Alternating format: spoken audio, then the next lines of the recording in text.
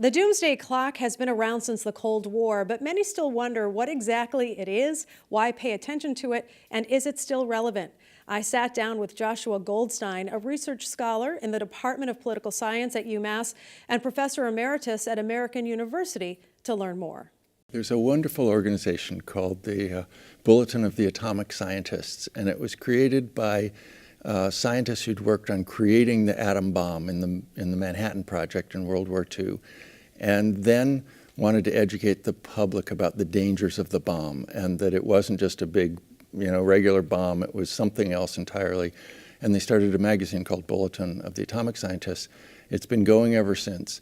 And sometime early on, after World War II, they wanted an image to convey the urgency and kind of danger of the bomb.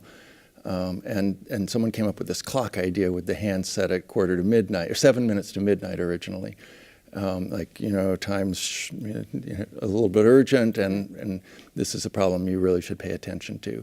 Then, a few years later, they had the idea to, when both the United States and the Soviet Union made hydrogen bombs much bigger, these are all like way bigger than the Hiroshima bomb now, to make it more urgent by setting the hands closer to midnight. And ever since then, they've been setting them either closer or further away from midnight. When the Cold War ended and the danger subsided quite a bit, they set the hands at about 7:45, back, further away, not as worrisome. And at that time, we had in the world about 30,000 or so nuclear weapons on each side. And since then, we've gotten rid of 3/4 of them. So people don't realize we've actually de-escalated the arms race a lot. And then in 2007, the organization decided to add climate change as an existential threat to humanity equal to what nuclear weapons always has been. And so then they started moving it closer to midnight again. And lately, and also then in the last few years, the nuclear weapon situation has been going a little bit in reverse. And so they keep setting the hands closer to midnight, and right now they stand at 2 minutes to midnight, meaning all hands on deck, big crisis. So that means like a new abnormal is what they had talked about, with that 2 minutes to midnight. And the last time it was 2 minutes to midnight was during the Cold War in 1953. But why the move to climate change? Because a lot of times when people hear that, they're going to say, oh, this is just a political bunch of scientists that are lumping things together, and I'm not going to pay attention to this. Why should people pay attention to it? Well, they should pay attention to nuclear weapons because until we actually get rid of more than 3/4 of them and really stabilize the world and take care of North Korea and all of that, then they're really worrisome. Nuclear weapons are dangerous, and because it's a low likelihood, people underestimate the harm that could come from them.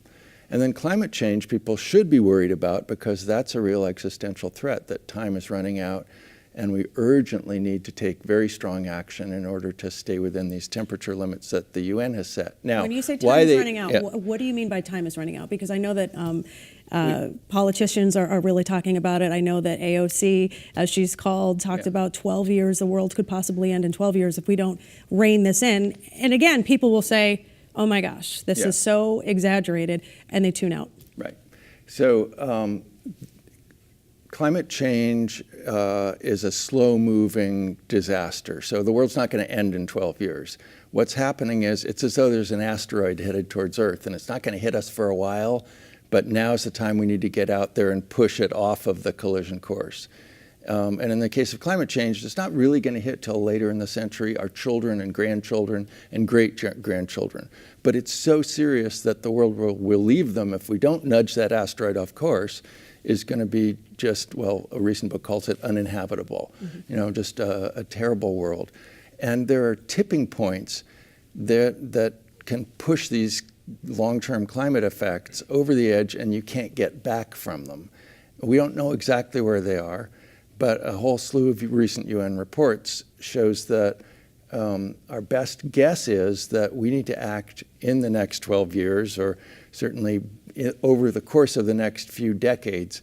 We need to stop putting any more carbon into the atmosphere. Right now, we're putting in 50 gigatons of carbon, 50 billion tons every year. And we're running the whole world economy mostly on fossil fuels, 85% fossil fuels. And that's what puts the carbon in. So we're talking about, in just the space of a few decades, a very sharp change in the whole way we run the world economy, switching over to clean energy, changing a whole variety of economic processes, industrial processes, or we're going to set in motion these processes that will make our grandchildren miserable. You wrote a book, A Bright Future, which talks a little bit about nuclear energy, which might be a little bit different than what the scientists from the Doomsday Clock talk about. So if you could share that. And one of the unfortunate things with combining climate change and nuclear weapons is that there's a confusion about nuclear weapons that they have to do with nuclear power, and they really have very little to do with each other.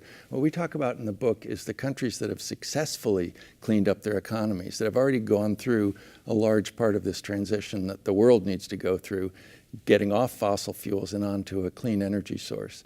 And these are countries like France and Sweden.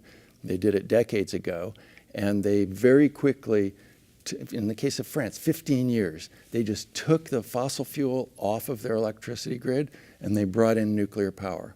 Nuclear power doesn't produce carbon, it doesn't contribute to global warming, and it's been the safest energy source in the world over its 60-year life. You know, almost nobody has ever died from it, unlike coal, which is still our predominant fuel, and which kills almost 1 million people every year from cancer, emphysema, all these bad effects of burning coal. So it's safe, and it's very fast to come online, and it's clean. So that's our model. You know, could the world do what France and Sweden did? And if so, how quickly? What would it take?